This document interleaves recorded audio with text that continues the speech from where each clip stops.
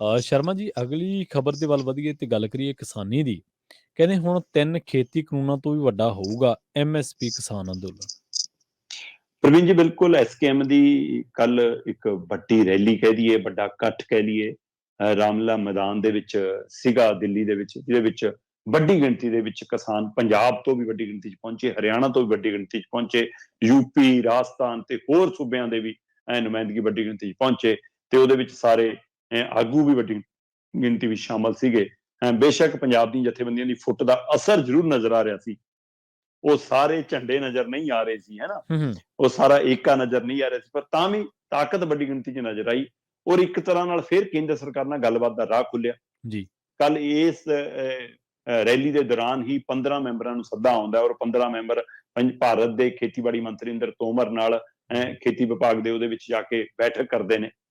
ਸੋ ਬਕਾਇਦਾ ਉਹ ਭਵਨ ਦੇ ਵਿੱਚ ਬੈਠਕ ਹੁੰਦੀ ਹੈ, ਔਰ ਬੈਠਕ ਤੋਂ ਬਾਅਦ ਇੱਥੇ ਐਮਐਸਪੀ ਦਾ ਮੁੱਦਾ ਆਉਂਦਾ ਤੇ ਉਸ ਮੁੱਦੇ ਨੂੰ ਆ ਕੇ ਫਿਰ ਉਹ ਐਲਾਨ ਕਰਦੇ ਨੇ ਕਿ 30 ਅਪ੍ਰੈਲ ਨੂੰ ਵੱਡੀ ਮੀਟਿੰਗ ਕਰਾਂਗੇ ਐਸਕੇਐਮ ਦੀ, ਤੇ ਫਿਰ ਫੈਸਲਾ ਲਵਾਂਗੇ ਕਿ ਲੱਗਦਾ ਇਹ ਹੈ ਕਿ ਸਰਕਾਰ ਐਮਐਸਪੀ ਦੇਣ ਲਈ ਤਿਆਰ ਨਹੀਂ, ਇਸ ਲਈ 3 ਖੇਤੀ ਕਾਨੂੰਨਾਂ ਨੂੰ ਰੱਦ ਕਰਾਉਣ ਲਈ ਜਿਹੋ ਜਿਹਾ ਅੰਦੋਲਨ ਕੀਤਾ ਸੀ, ਉਹਦੇ ਨਾਲ ਵੀ ਵੱਡਾ ਅੰਦੋਲਨ ਹੁਣ ਐਮਐਸਪੀ ਲੈਣ ਲਈ ਕਰਨਾ ਪੈਣਾ, ਤੇ ਜੇਕਰ ਲੋੜ ਪਈ ਫਿਰ ਦਿੱਲੀ ਨੂੰ ਕੂਚ ਕਰਾਂਗੇ। ਸੋ ਇਸ ਲਈ ਕਿਸਾਨਾਂ ਨੇ ਆਪਣਾ ਸੁਨੇਹਾ ਵੀ ਦੇ ਦਿੱਤਾ, ਔਰ ਸਰਕਾਰ ਨੇ ਗੱਲਬਾਤ ਦਾ ਬੂਹਾ ਵੀ ਖੋਲ ਲਿਆ। ਸੋ ਇਹਦੇ ਵਿੱਚ ਇੱਕ ਵਾਰ ਫਿਰ ਆਸ ਦੀ ਕਿਰਨ ਜਾਗੀ ਹੈ ਕਿ ਸ਼ਾਇਦ ਐਮਐਸਪੀ ਵਾਲਾ ਮਸਲਾ ਵੀ ਹੱਲ ਹੋ ਜਾਵੇ। ਜੀ ਜੀ ਜੀ।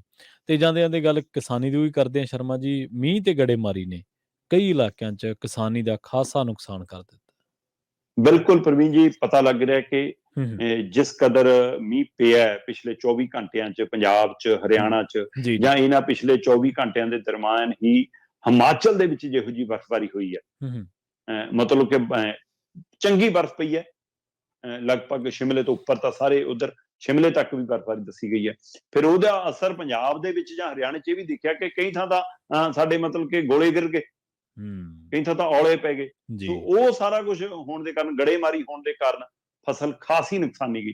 ਪਰ ਵੀ ਜੀ ਇੱਕ ਹੁੰਦਾ ਕਿ ਕਈ ਵਾਰ ਨਾ ਫਸਲ ਹਵਾ ਨਾਲ ਜਾਂ ਗੜੇਮਾਰੀ ਕਾਰਨ ਵਿਛ ਜਾਂਦੀ ਹੈ ਕਈ ਵਾਰ, ਪਰ ਜੇਕਰ ਹੁਣ ਮੀਂਹ ਪੈ ਗਿਆ ਤਾਂ ਉਹ ਵਿਛੀ ਫਸਲ 'ਚ ਜੇ ਪਾਣੀ ਖੜ ਗਿਆ ਫਿਰ ਉਹ ਫਸਲ ਤਬਾਹ ਹੋ ਜਾਣੀ ਹੈ, ਨਹੀਂ ਤਾਂ ਉਹ ਫਿਰ ਵੀ ਬਚ ਸਕਦੀ ਹੈ ਥੋੜੀ ਬਹੁਤ। ਪਰ ਅਜੇ ਵੀ ਮਤਲਬ ਮੰਨਿਆ ਜਾ ਰਿਹਾ ਕਿ 40 ਤੋਂ 50% ਤੱਕ ਫਸਲ ਦਾ ਨੁਕਸਾਨ ਹੋਣ ਦਾ ਖਤਰਾ ਖੜਾ ਹੈ, ਕਿਉਂਕਿ ਪੰਜਾਬ ਦੇ ਘੱਟੋ ਘੱਟ ਸਮੁੱਚੇ ਪੰਜਾਬ ਦੇ ਵਿੱਚ ਕੱਲ ਮੀਂਹ ਦਾ ਅਸਰ ਸੀਗਾ, ਹੈ ਨਾ, ਤੇ ਉਹ ਖਾਸੇ ਜ਼ਿਲ੍ਹਿਆਂ 'ਚ 12-13 ਜ਼ਿਲ੍ਹਿਆਂ 'ਚ ਤਾਂ ਕਾਫੀ ਤੇਜ਼ ਮੀਂਹ ਪਿਆ। ਇਸੇ ਤਰ੍ਹਾਂ ਹਰਿਆਣਾ 'ਚ ਖਾਸਾ ਤੇਜ਼ ਮੀਂਹ ਪਿਆ, 6 ਡਿਗਰੀ ਤੱਕ ਪਾਰਾ ਡਿੱਗ ਗਿਆ ਹੈ। ਤੇ ਹੁਣ ਮੈਨੂੰ ਪਤਾ ਲੱਗ ਰਿਹਾ ਕਿ ਇਹਦੇ ਲਈ ਬਕਾਇਦਾ ਟੁਕੜੀਆਂ ਲਾ ਦਿੱਤੀਆਂ ਗਈਆਂ ਨੇ, ਜਿਹੜੀਆਂ ਮਤਲਬ ਉਹ ਕੇਂਦਰੀ ਹੈਗੀਆਂ ਨੇ ਕਿ ਹਾਂਜੀ ਅਸੀਂ ਜਾਂਚ ਕਰਨੀ ਹੈ ਕਿ ਕਿੰਨਾ ਨੁਕਸਾਨ ਹੋਇਆ ਕਿਸਾਨਾਂ ਦੀ ਫਸਲ ਦਾ। ਸੋ ਉਹਦੀ ਭਰਪਾਈ ਦੇ ਲਈ ਕੋਸ਼ਿਸ਼ ਹੋਏਗੀ। ਪਰ ਪੰਜਾਬ ਦੇ ਕਿਸਾਨਾਂ ਦੀ ਫਿਕਰਮੰਦੀ ਇਸ ਲਈ ਵੱਧ ਗਈ ਹੈ ਪ੍ਰਵੀਨ ਜੀ ਕਿ ਅੱਜ ਫੇਰ ਮੀਂਹ ਦੱਸਿਆ ਜੀ ਕਿ 23 ਤਰੀਕ ਨੂੰ 23 ਤੇ 24 ਤਰੀਕ ਨੂੰ ਫੇਰ ਆਉਣ ਵਾਲੇ ਦਿਨਾਂ 'ਚ ਮੀਂਹ ਪੈ ਸਕਦਾ।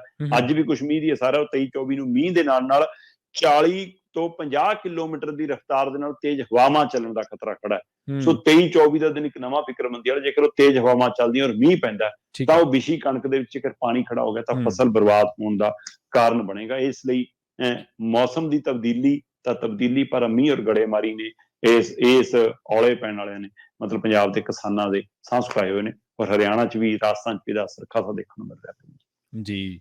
ਬਿਲਕੁਲ, ਕਿਸਾਨ ਤਾਂ ਕਿਸਾਨ ਹੀ ਹੈ ਜੀ, ਚਾਹੇ ਉਹ ਹਰਿਆਣੇ ਦਾ ਚਾਹੇ ਰਾਜਸਥਾਨ ਦਾ। ਕਿਸਾਨ ਦਾ ਨੁਕਸਾਨ ਤਾਂ ਕਿਸਾਨ ਦਾ ਹੀ ਹੈ। ਬਾਕੀ ਦੁਨੀਆ ਦੇ ਵਿੱਚ ਇੱਕੋ ਇੱਕ ਅਜਿਹਾ ਕਾਰੋਬਾਰੀ ਹੈ, ਇੱਕੋ ਇੱਕ ਅਜਿਹਾ ਵਪਾਰੀ ਹੈ ਜਿਹਦਾ ਸਾਰਾ ਸਮਾਨ ਹੀ ਖੁੱਲ੍ਹੇ ਅਸਮਾਨ ਦੇ ਵਿੱਚ ਪਿਆ ਰਹਿੰਦਾ, ਤੇ ਕੁਦਰਤ ਤੇ ਮੁਨਸਰ ਕਰਦਾ ਵੀ ਉਹਨੂੰ ਸਿਰੇ ਚੜਾਉਣਾ ਕਿ ਨਹੀਂ ਚੜਾਉਣਾ।